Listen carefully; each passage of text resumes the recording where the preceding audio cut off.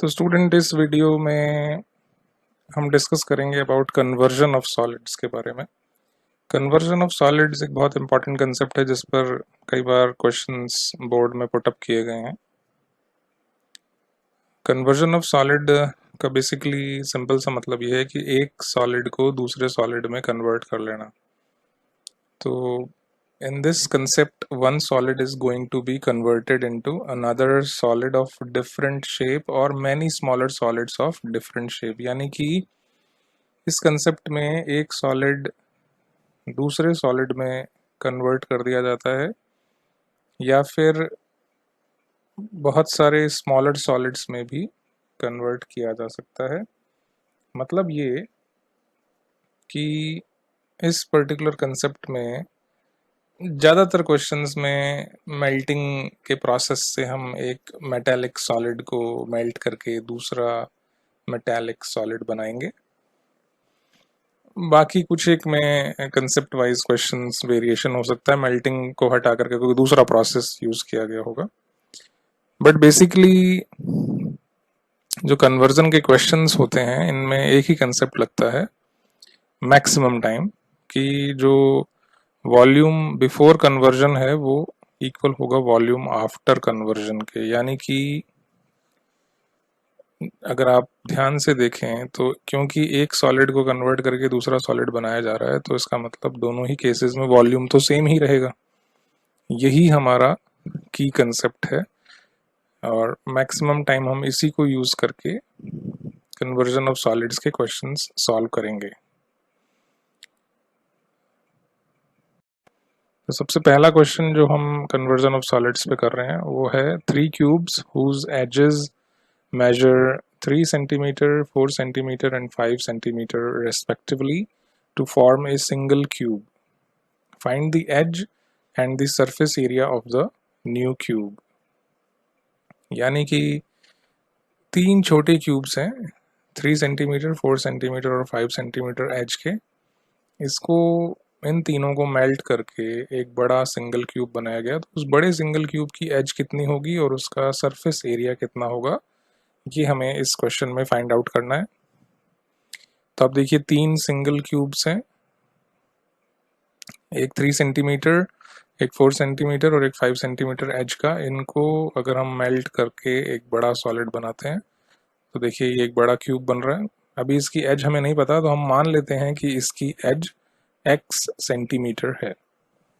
तो अब जैसा कि हमें यहाँ पर कंसेप्ट पता है कि जो वॉल्यूम बिफोर कन्वर्जन है वो इक्वल होगा वॉल्यूम आफ्टर कन्वर्जन के। तो सबसे पहले ये जो 3 छोटे क्यूब्स हैं इनके वॉल्यूम का सम, फर्स्ट क्यूब का वॉल्यूम होगा 3 क्यूब, क्योंकि क्यूब का वॉल्यूम साइड क्यूब के इक्वल होता है या एज क्यूब के। दूसरे क्यूब का वॉल्यूम होगा 4 क्यूब और तीसरे का होगा 5 क्यूब।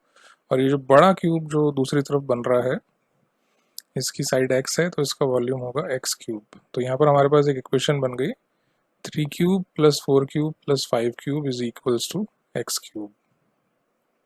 इसका मतलब x क्यूब की वैल्यू 3 का क्यूब 27, 4 का क्यूब 64 और 5 का क्यूब 125, इन तीनों के सम के इक्वल आ गई।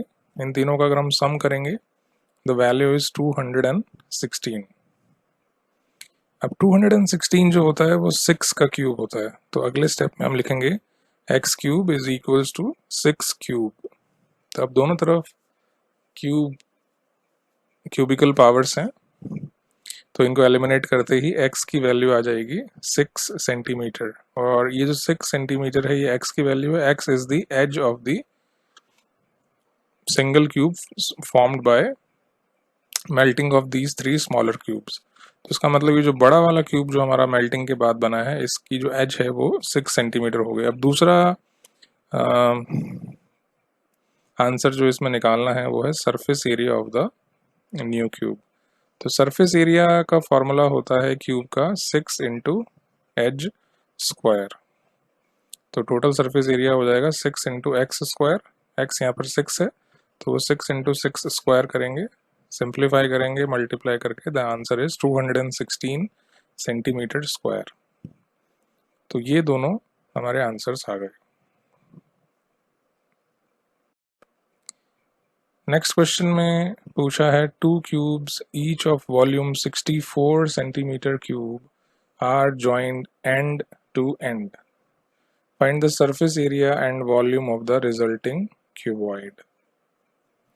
तो देखिए ये दो क्यूब्स हैं जिनका हर एक का वॉल्यूम 64 सेंटीमीटर क्यूब है। अब यहाँ पर अब इन दोनों का वॉल्यूम हमें 64 सेंटीमीटर क्यूब दिया गया है, हर एक मतलब दोनों में से हर एक का वॉल्यूम 64 है। तो सबसे पहला कंसेप्ट जो यहाँ पर हमें पुट करना है, पहले तो देखिए आप जब इन दोनों को ज्वाइन करेंगे तो इस टाइप का फिगर बनेगा। अब देखिए मान लेते हैं कि ये जो छोटे क्यूब हैं इनकी एज x सेंटीमीटर है, तो x का क्यूब करने पर वॉल्यूम आएगा, और वॉल्यूम हमें क्वेश्चन में 64 सेंटीमीटर क्यूब दिया हुआ है। 64 जो है वो 4 का क्यूब होता है, तो इक्वेशन हो जाएगी x cube is equals to 4 cube. दोनों तरफ से क्यूबिकल पावर एलिमिनेट करेंगे तो x की वैल्यू आ जाएगी 4 सेंटीमीटर, यानी कि ये जो दोनों क्यूब्स हैं ये 4 सेंटीमीटर साइड के या एज के हैं, जैसा कि अब मैंने फिगर में यहाँ पर 4 शो कर दिया है। अब ये जब इन दोनों क्यूब्स को जब हम मिलाएंगे तो मिलाने से आप देखिए एक क्यूबॉइडल स्ट्रक्चर बन रहा है। इस क्यूबॉइडल स्ट्रक्चर में जो सबसे लंबी साइड जो इसकी लेंथ होगी वो अब 8 हो जाएगी, क्योंकि ये 4 एज और ये 4 एज जब आपस में मिलेंगी तो जो फर्क पड़ेगा वो सिर्फ और सिर्फ किस पे पड़ेगा, लेंथ पे पड़ेगा, क्योंकि लेंथ यहाँ पर डबल हो जाएगी, ब्रेड्थ और हाइट वही रहेंगी। तो ब्रेड्थ यहाँ पर 4 ही है, जैसा कि मैं फिगर में आप देख सकते हैं 4 लिखा हुआ आ रहा है, और अब देखिए हाइट भी 4 लिखी हुई आ रही है। तो ये जो नया स्ट्रक्चर है या जो नया क्यूबॉइड है इसकी लेंथ 8 है, ब्रेड्थ 4 है, और हाइट जो है वो भी 4 है। अब हमें क्वेश्चन में इस रिजल्टिंग क्यूबॉइड का सरफेस एरिया और वॉल्यूम बताना है। तो सबसे पहले तो हम डायमेंशंस जो कि मैंने फिगर में शो की थी अब एक बार हम लिख देते हैं। Dimensions of resulting cuboid L is 8, B is 4 and H is also equals to 4 centimetres.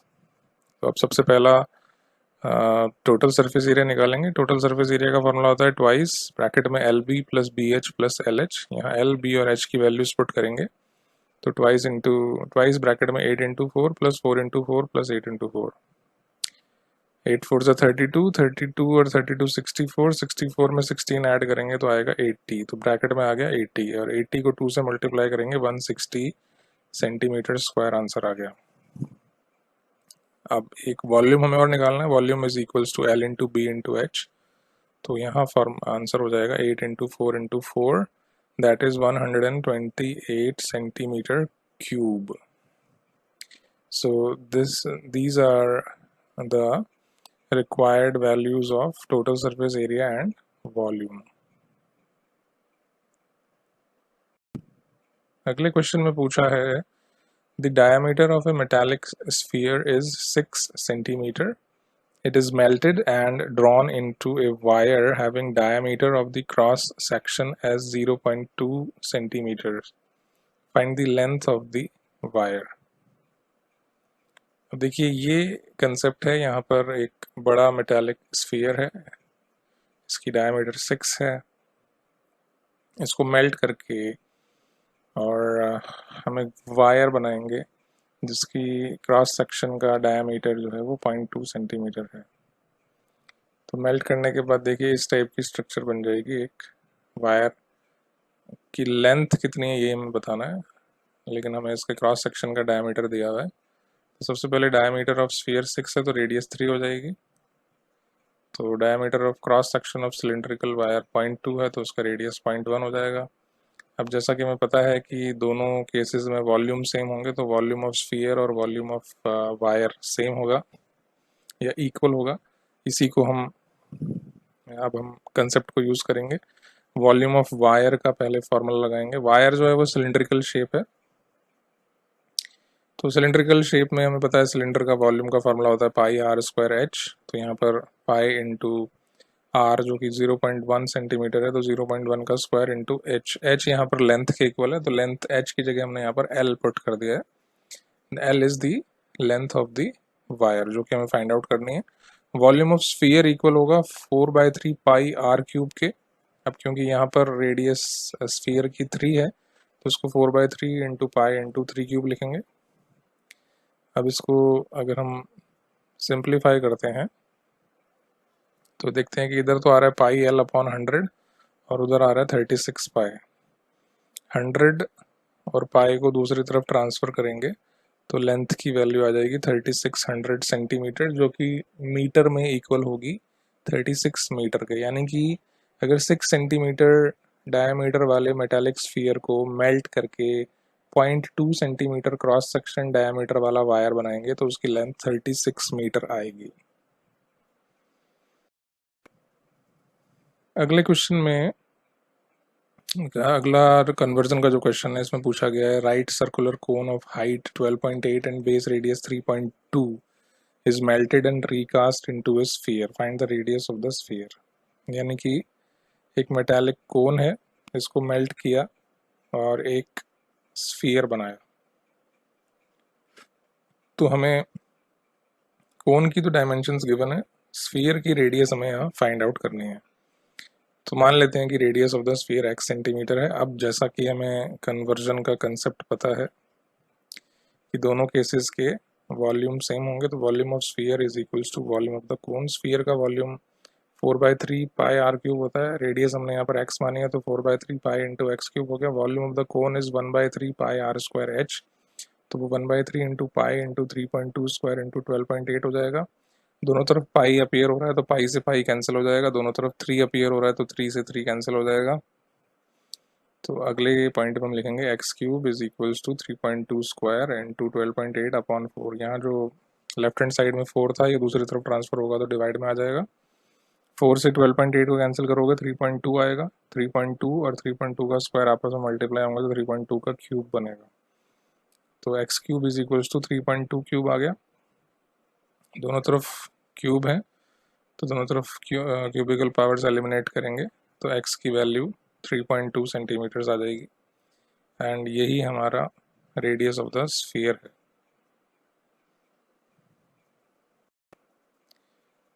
Fifth question में पूछा है solid sphere of radius 3 centimetre is melted and then cast into small spherical balls each of radius 0.3, find the number of balls obtained. यानी कि यहाँ पर हमें एक solid sphere दिया गया था, उसको मेल्ट करके हमने छोटी छोटी स्फेरिकल बॉल्स बनाई हैं।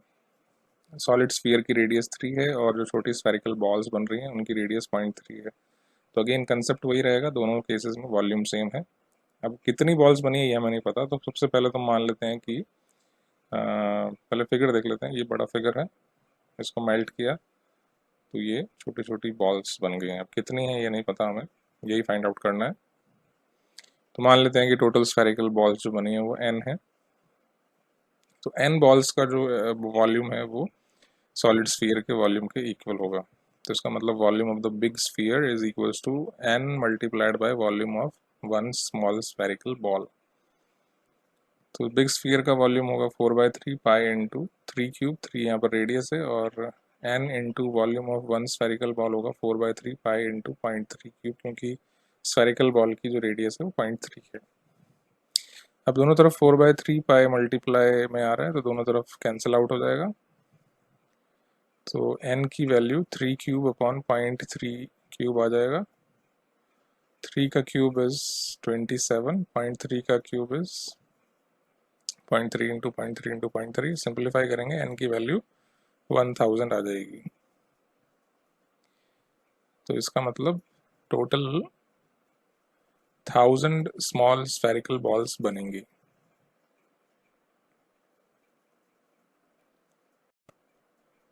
फिर अगले क्वेश्चन में पूछा है कि hemispherical bowl of internal diameter 36 centimetre contains a liquid. This liquid is to be filled in cylindrical bottles of radius 3 and height 6. How many bottles are required to empty the bowl?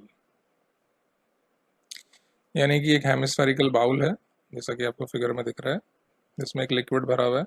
इस liquid से हमें cylindrical bottles fill करनी है जिनकी radius 3 centimetre है और height 6 centimetre है। तो हमें बताना है कि कितनी बॉटल्स हम इस लिक्विड से भर सकते हैं। तो लिक्विड ट्रांसफ़र करने पर ये बॉटल्स हमें फिल करनी है। मान लेते हैं कि टोटल n बॉटल्स फिल होंगी। तो let's the total number of bottles required is n। तो अब दोनों केसेस में लिक्विड ट्रांसफर हो रहा है, तो उसका मतलब यहाँ वॉल्यूम ट्रांसफर हो रहा है। तो volume of hemisphere is equals to n into volume of one bottle. ये कंसेप्ट हम यहाँ यूज़ करेंगे। हेमिस्फीयर का वॉल्यूम होता है 2/3 पाई आर क्यूब। रेडियस यहाँ पर 18 होगी क्योंकि डायमीटर 36 है। तो 2/3 पाई इंटू 18 क्यूब करेंगे, और दूसरी तरफ n into volume of one cylindrical bottle that is pi r square h यहाँ पर 6 है और रेडियस बॉटल की 3 है। तो ये इक्वेशन बन गई हमारी। पाई से पाई कैंसिल आउट हो जाएगा दोनों तरफ से। तो n की value 2 into 18 cube upon 3 into 9 into 6 आ जाएगा। सिंप्लीफाई करने पर n की वैल्यू आ जाएगी 72। तो इसका मतलब हमें टोटल 72 बॉटल्स चाहिए होंगी टू empty this bowl।